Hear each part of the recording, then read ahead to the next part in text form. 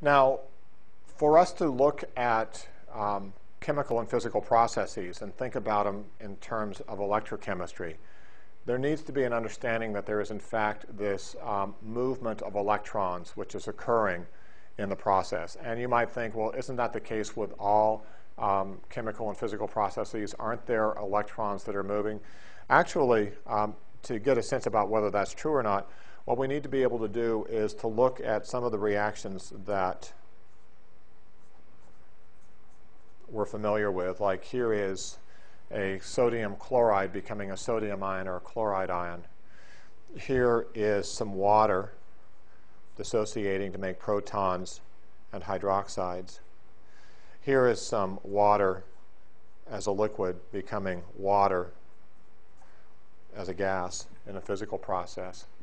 Notice that in each of these examples right here, there is a way to define how much change is occurring in terms of the electrons sitting inside each of the atoms. And that way of describing them is this thing we call oxidation number. Oxidation number gives us a sense of just exactly how many electrons reside on that particular compound. We know, for example, that in this case right here, the sodium ion is deficient in electron compared to sodium metal. And so we say that it's got one fewer negative charges, so it's got a positive one for its oxidation number. The chloride has a negative one for its oxidation number because it has one more than would be predicted from its place in the periodic table. Same thing occurs down here, a +1 for the proton. Down here, we've got this overall charge which is sitting on this compound, which is -1. Somehow I need to add up the charges on the oxygen and the hydrogen so that they equal a negative number here. So when you think about where the electron goes, electronegativity arguments told us that that electron, if it's going to go anywhere, would tend to want to go toward the oxygen. How much would want to go toward the oxygen? Well, the oxygen wants to be noble gas-like. So in wanting to be noble gas-like, it would gain 2 electrons.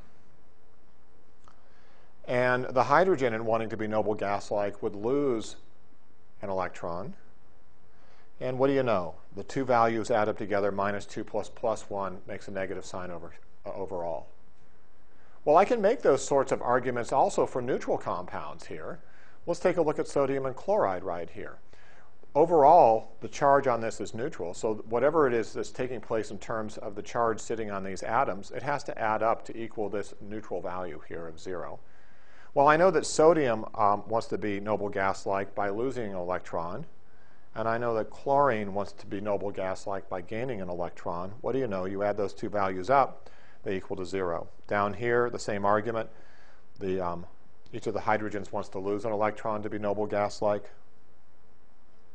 The oxygen, wants to gain electrons to be noble gas-like. The interesting thing to see in all of this is what happens overall to these changes in oxidation number as I look at these compounds. Notice the +1 for sodium becomes +1 overall, -1 and -1, +1, +1, +1 for the hydrogens, -2 and -2. These all stay the same. Notice that in each of these three examples of a solubility problem, the dissociation of a salt and water, of an acid-base problem, and in terms of a physical process, there has been no change in the oxidation numbers. When there's no change in the oxidation numbers, that means my electrons are not moving. If my electrons are not moving, then I'm not going to have the opportunity to do electrical work. I may be able to do physical work. We already talked about P delta V work for something like this, but I am not able to talk about the work associated with electrons that are added to or leave a particular chemical compound. That electrical work is associated with what we know to be much more substantial kinds of energies. The energies associated with changes in covalent bonding, for example, hundreds of kilojoules per mole sorts of arguments, as opposed to values that are down on the 5 and 10 kilojoule per mole basis. So these are typically going to be lower energy sorts of processes, even here with water dissociating. And in contrast, what happens when you do electrochemistry is a place where there is a change in the oxidation numbers. If there is a change in the oxidation numbers, that's when we're doing electrochemistry. That's when we're able to do the work that produces batteries, for example.